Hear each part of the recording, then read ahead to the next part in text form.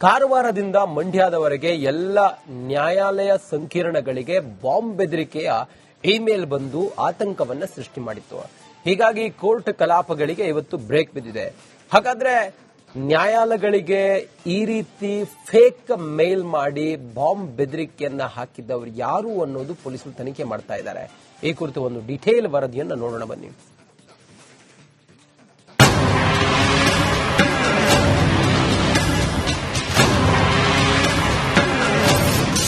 ರಾಜ್ಯದ ವಿವಿಧ ಕೋರ್ಟ್ಗೆ ಬಾಂಬ್ ಬೆದರಿಕೆ ಕರೆ, ಆತಂಕದ ವಾತಾವರಣ, ಕೋರ್ಟ್ ಕಲಾಪ ಮೊಟಕು. ದುಷ್ಕರ್ಮಿಗಳಿಂದ ಬಾಂಬ್ ಬೆದರಿಕೆಯ ಸಂದೇಶ, ಕೋರ್ಟ್ ಕಲಾಪಗಳ ರದ್ದು, ಆತಂಕದ ವಾತಾವರಣ, ಪೊಲೀಸರಿಂದ ತಪಾಸಣೆ ಚುರುಕು. ಎಸ್ ವೀಕ್ಷಕರೇ, ಇದು ರಾಜ್ಯದ ಒಟ್ಟು 8 ಜಿಲ್ಲಾ ಕೋರ್ಟ್ಗಳಿಗೆ ಬಾಂಬ್ ಬೆದರಿಕೆ ಬಂದಿದೆ. ಪರಿಣಾಮ ಸಾರ್ವಜನಿಕರು ಹಾಗೂ ವಕೀಲರು ಕೋರ್ಟ್ನಿಂದ ಹೊರಗೆ ಓಡಿದ್ದಾರೆ. ಮಂಡ್ಯದಲ್ಲಂತೂ ಆತಂಕದ ವಾತಾವರಣವೇ ಕಂಡುಬಂತು. ಬಾಂಬ್ ಬೆದರಿಕೆ ಮೇಲ್ ಬಂದಿದೆ. ಹೀಗಾಗಿ ಸಹಜವಾಗಿ ಒಂದಷ್ಟು ಆತಂಕದ ವಾತಾವರಣ ಸೃಷ್ಟಿಯಾಗಿರುವಂತದ್ದು. ಮತ್ತೊಂದೆಡೆ ಪೊಲೀಸರು ಹಾಗೂ ಅಗ್ನಿಶಾಮಕ ದಳದ ಸಿಬ್ಬಂದಿ ಸ್ಥಳಕ್ಕೆ ಭೇಟಿ ನೀಡಿದ್ದಾರೆ. ಪರಿಶೀಲನೆ ಮಾಡುವಂತಹ ಕೆಲಸವೂ ಕೂಡ ಮಾಡ್ತಾ ಇರುವಂತದ್ದು ದೃಶ್ಯದಲ್ಲಿ ಗಮನಿಸಬಹುದು. ಬೆಳಿಗ್ಗೆ ಕಲಾಪ ನಡೆಯುವಂತಹ ಸಂದರ್ಭದಲ್ಲೇ ನ್ಯಾಯಾಧೀಶರಿಗೆ ಮೇಲ್ ಮೂಲಕ ಬೆದರಿಕೆ ಬಂದಿರುವಂತದ್ದು.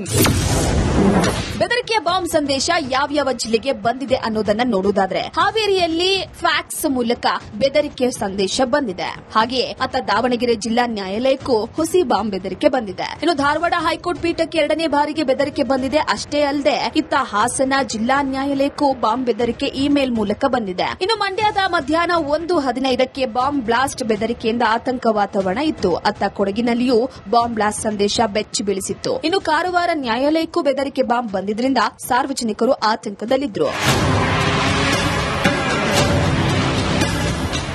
ಹೀಗೆ ರಾಜ್ಯದ ಪ್ರಮುಖ ಜಿಲ್ಲಾ ನ್ಯಾಯಾಲಯಗಳಿಗೆ ಅನಾಮಧೇಯ ಇಮೇಲ್ ಮತ್ತು ಫ್ಯಾಕ್ಸ್ ಮೂಲಕ ಬಾಂಬ್ ಬೆದರಿಕೆ ಬಂದಿದೆ. ತಕ್ಷಣ ಅಲರ್ಟ್ ಆದ ಪೊಲೀಸ್ ಇಲಾಖೆ, ಬಾಂಬ್ ನಿಷ್ಕ್ರಿಯ ದಳ ತಪಾಸಣೆ ಬಳಿಕ ಸತ್ಯಾಂಶ ಬಯಲಾಗಿದೆ.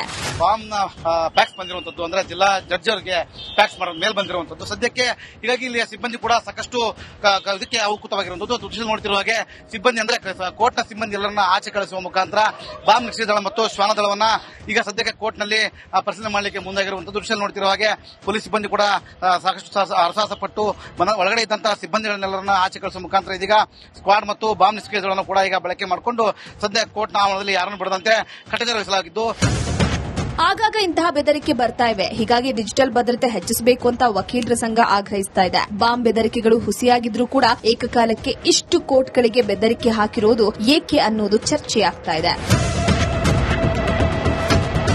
Bureau report, republic Kannada. ಕಾರವಾರದಿಂದ ಮಂಡ್ಯದವರೆಗೆ ಎಲ್ಲ ನ್ಯಾಯಾಲಯ ಸಂಕೀರ್ಣಗಳಿಗೆ ಬಾಂಬ್ ಬೆದರಿಕೆಯ ಇಮೇಲ್ ಬಂದು ಆತಂಕವನ್ನ ಸೃಷ್ಟಿ ಮಾಡಿತ್ತು. ಹೀಗಾಗಿ ಕೋರ್ಟ್ ಕಲಾಪಗಳಿಗೆ ಇವತ್ತು ಬ್ರೇಕ್ ಬಿದ್ದಿದೆ. ಹಾಗಾದ್ರೆ ನ್ಯಾಯಾಲಯಗಳಿಗೆ ಈ ರೀತಿ ಫೇಕ್ ಮೇಲ್ ಮಾಡಿ ಬಾಂಬ್ ಬೆದರಿಕೆಯನ್ನ ಹಾಕಿದ್ದವರು ಯಾರು ಅನ್ನೋದು ಪೊಲೀಸರು ತನಿಖೆ ಮಾಡ್ತಾ ಇದ್ದಾರೆ. ಈ ಕುರಿತು ಒಂದು ಡಿಟೇಲ್ ವರದಿಯನ್ನು ನೋಡೋಣ ಬನ್ನಿ.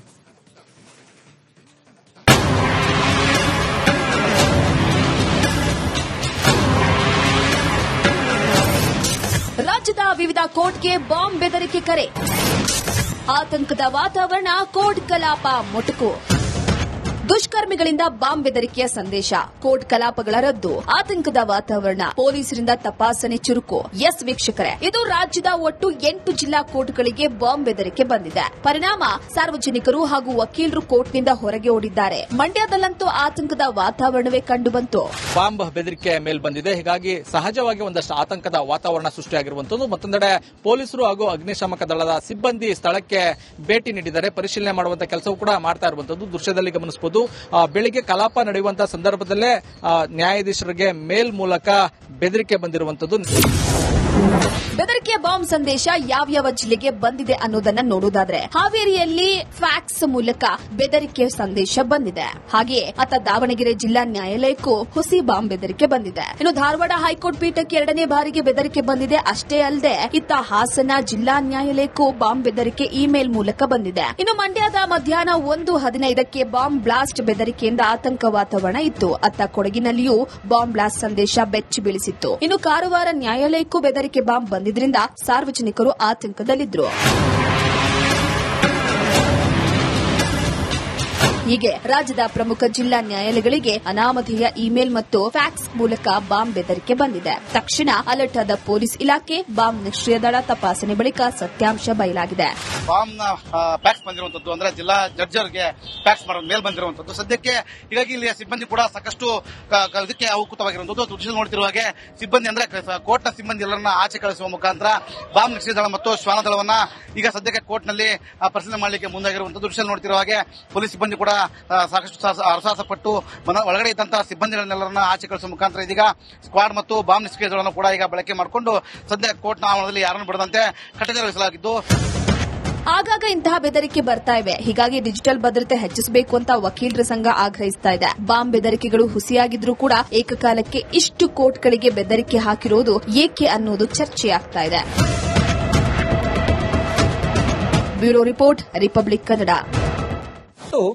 ಕಾರವಾರದಿಂದ ಮಂಡ್ಯದವರೆಗೆ ಎಲ್ಲ ನ್ಯಾಯಾಲಯ ಸಂಕೀರ್ಣಗಳಿಗೆ ಬಾಂಬ್ ಬೆದರಿಕೆಯ ಇಮೇಲ್ ಬಂದು ಆತಂಕವನ್ನ ಸೃಷ್ಟಿ ಮಾಡಿತ್ತು. ಹೀಗಾಗಿ ಕೋರ್ಟ್ ಕಲಾಪಗಳಿಗೆ ಇವತ್ತು ಬ್ರೇಕ್ ಬಿದ್ದಿದೆ.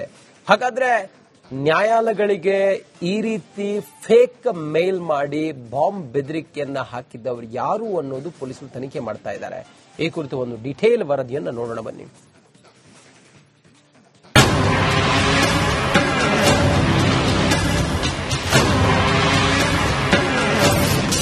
ರಾಜ್ಯದ ವಿವಿಧ ಕೋರ್ಟ್ಗೆ ಬಾಂಬ್ ಬೆದರಿಕೆ ಕರೆ, ಆತಂಕದ ವಾತಾವರಣ, ಕೋರ್ಟ್ ಕಲಾಪ ಮೊಟಕು. ದುಷ್ಕರ್ಮಿಗಳಿಂದ ಬಾಂಬ್ ಬೆದರಿಕೆಯ ಸಂದೇಶ, ಕೋರ್ಟ್ ಕಲಾಪಗಳ ರದ್ದು, ಆತಂಕದ ವಾತಾವರಣ, ಪೊಲೀಸರಿಂದ ತಪಾಸಣೆ ಚುರುಕು. ಎಸ್ ವೀಕ್ಷಕರೇ, ಇದು ರಾಜ್ಯದ ಒಟ್ಟು 8 ಜಿಲ್ಲಾ ಕೋರ್ಟ್ಗಳಿಗೆ ಬಾಂಬ್ ಬೆದರಿಕೆ ಬಂದಿದೆ. ಪರಿಣಾಮ ಸಾರ್ವಜನಿಕರು ಹಾಗೂ ವಕೀಲರು ಕೋರ್ಟ್ನಿಂದ ಹೊರಗೆ ಓಡಿದ್ದಾರೆ. ಮಂಡ್ಯದಲ್ಲಂತೂ ಆತಂಕದ ವಾತಾವರಣವೇ ಕಂಡುಬಂತು. ಬಾಂಬ್ ಬೆದರಿಕೆ ಮೇಲ್ ಬಂದಿದೆ. ಹೀಗಾಗಿ ಸಹಜವಾಗಿ ಒಂದಷ್ಟು ಆತಂಕದ ವಾತಾವರಣ ಸೃಷ್ಟಿಯಾಗಿರುವಂತದ್ದು. ಮತ್ತೊಂದೆಡೆ ಪೊಲೀಸರು ಹಾಗೂ ಅಗ್ನಿಶಾಮಕ ದಳದ ಸಿಬ್ಬಂದಿ ಸ್ಥಳಕ್ಕೆ ಭೇಟಿ ನೀಡಿದ್ದಾರೆ. ಪರಿಶೀಲನೆ ಮಾಡುವಂತಹ ಕೆಲಸವೂ ಕೂಡ ಮಾಡ್ತಾ ಇರುವಂತದ್ದು ದೃಶ್ಯದಲ್ಲಿ ಗಮನಿಸಬಹುದು. ಬೆಳಿಗ್ಗೆ ಕಲಾಪ ನಡೆಯುವಂತಹ ಸಂದರ್ಭದಲ್ಲೇ ನ್ಯಾಯಾಧೀಶರಿಗೆ ಮೇಲ್ ಮೂಲಕ ಬೆದರಿಕೆ ಬಂದಿರುವಂತದ್ದು. ಬೆದರಿಕೆಯ ಬಾಂಬ್ ಸಂದೇಶ ಯಾವ್ಯಾವ ಜಿಲ್ಲೆಗೆ ಬಂದಿದೆ ಅನ್ನೋದನ್ನ ನೋಡೋದಾದ್ರೆ, ಹಾವೇರಿಯಲ್ಲಿ ಫ್ಯಾಕ್ಸ್ ಮೂಲಕ ಬೆದರಿಕೆ ಸಂದೇಶ ಬಂದಿದೆ. ಹಾಗೆಯೇ ಅತ್ತ ದಾವಣಗೆರೆ ಜಿಲ್ಲಾ ನ್ಯಾಯಾಲಯಕ್ಕೂ ಹುಸಿ ಬಾಂಬ್ ಬೆದರಿಕೆ ಬಂದಿದೆ. ಇನ್ನು ಧಾರವಾಡ ಹೈಕೋರ್ಟ್ ಪೀಠಕ್ಕೆ 2ನೇ ಬಾರಿಗೆ ಬೆದರಿಕೆ ಬಂದಿದೆ. ಅಷ್ಟೇ ಅಲ್ಲದೆ ಇತ್ತ ಹಾಸನ ಜಿಲ್ಲಾ ನ್ಯಾಯಾಲಯಕ್ಕೂ ಬಾಂಬ್ ಬೆದರಿಕೆ ಇಮೇಲ್ ಮೂಲಕ ಬಂದಿದೆ. ಇನ್ನು ಮಂಡ್ಯದ ಮಧ್ಯಾಹ್ನ 1:15ಕ್ಕೆ ಬಾಂಬ್ ಬ್ಲಾಸ್ಟ್ ಬೆದರಿಕೆಯಿಂದ ಆತಂಕ ವಾತಾವರಣ ಇತ್ತು. ಅತ್ತ ಕೊಡಗಿನಲ್ಲಿಯೂ ಬಾಂಬ್ ಬ್ಲಾಸ್ಟ್ ಸಂದೇಶ ಬೆಚ್ಚಿ ಬೀಳಿಸಿತ್ತು. ಇನ್ನು ಕಾರವಾರ ನ್ಯಾಯಾಲಯಕ್ಕೂ ಬೆದರಿಕೆ ಬಾಂಬ್ ಬಂದಿದ್ರಿಂದ ಸಾರ್ವಜನಿಕರು ಆತಂಕದಲ್ಲಿದ್ದರು.